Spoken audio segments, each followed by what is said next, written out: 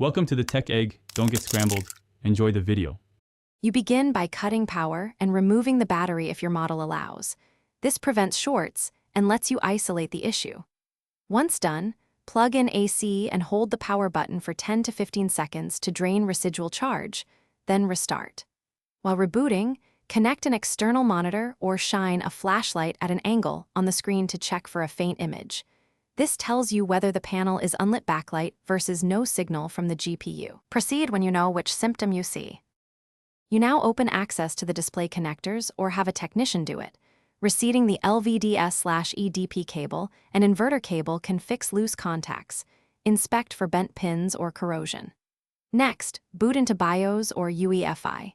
If the screen works there, the hardware is mostly fine and the issue is software or drivers. If you reach the OS, use safe mode to update or roll back the GPU/display driver. Drivers often cause freezes or blank screens, so if cables and drivers fail, you move to component replacement.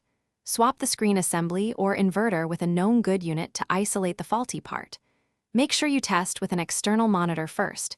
If external output is okay, the GPU and motherboard are likely fine, and the display or inverter is the culprit. Once replaced, confirm brightness control and hinge cabling integrity. If problems persist, back up your data and seek motherboard-level diagnostics. One key troubleshooting tip: intermittent flicker often means a failing cable or hinge abrasion, not software. Thanks for watching. Consider subscribing if I helped unscramble your problems.